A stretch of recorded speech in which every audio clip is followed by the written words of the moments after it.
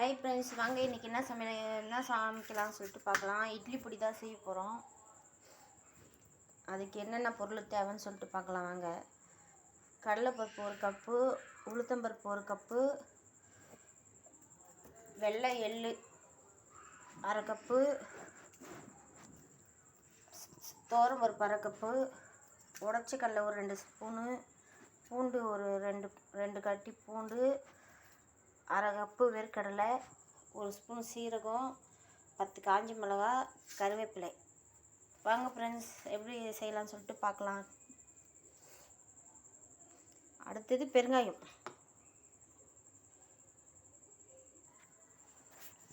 கடாய் வச்சு அடுப்பத்தை வச்சு கடலைப்பருப்பு வறுத்துக்கலாம். ஃபஸ்ட்டு வறுத்துட்டு காமிக்கலாம். சிம்மில் தான் வைக்கணும், மீடியம் ஃப்ளேமில்.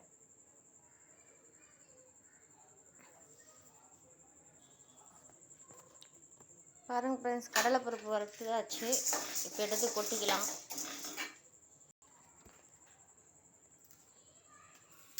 அடுத்து உளுத்தம்பருப்பு வறுத்துக்கலாம். இது எல்லாமே எண்ணெய் ஊற்றாமல் தான் வறுக்கணும். எண்ணெய் ஊற்றி வறுத்தா கெட்டு போயிடும் சீக்கிரம்.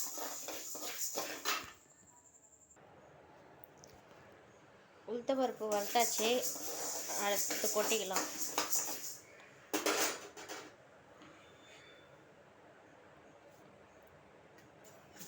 அடுத்து துவரம்பருப்பு. என்னடா அது இட்லி பொடிக்கு துவரம்பருப்பு போடுறோன்னு பார்க்காதீங்க. துவரம்பருப்பு கொஞ்சம் போட்டு பாருங்கள், நல்லாயிருக்கும். அதுக்காக தான் அரை கிண்ணம் போட்டுருக்கேன். நல்லா பொன்னிறமாக இதுவும் சேவக்கணும். துவரம்பருப்பும் நல்லா செவந்துச்சு.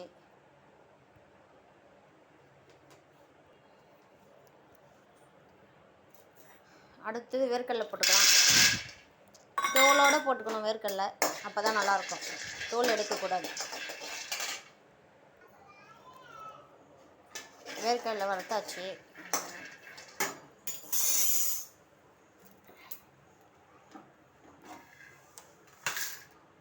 கொட்டிப்போம். அது பொட்டுக்கடலையே லைட்டாக வறுத்துப்போம். பொட்டுக்கடலை லைட்டாக வறுத்தாச்சு.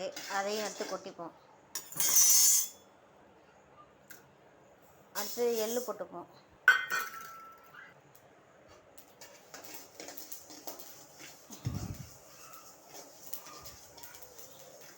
எள்ளு இந்த மாதிரி வெடிக்கணும், படப்படன்னு நல்லா வெடிச்சிச்சு.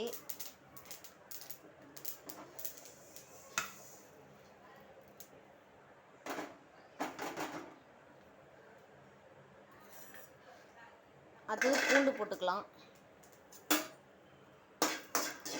அப்படியே ஸ்லோவிலே வறுக்கணும். பூண்டு இந்த மாதிரி நல்லா வறுத்துக்கணும்.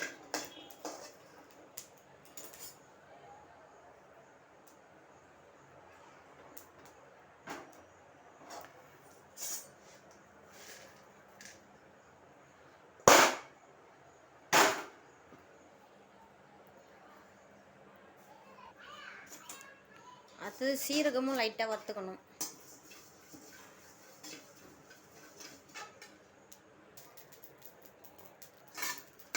சீரகம் வறுத்தாச்சு.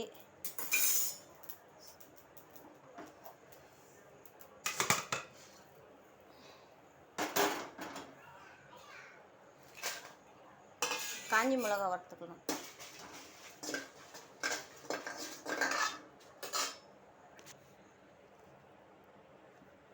காஞ்சி மிளகாய் வறுத்தாச்சு.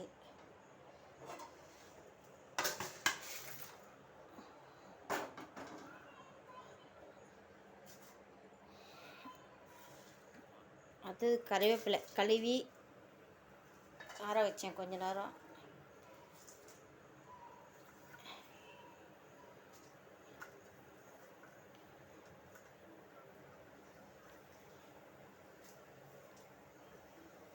இது நல்லா முறுமுறுன்னு வறுத்துக்கலாம்.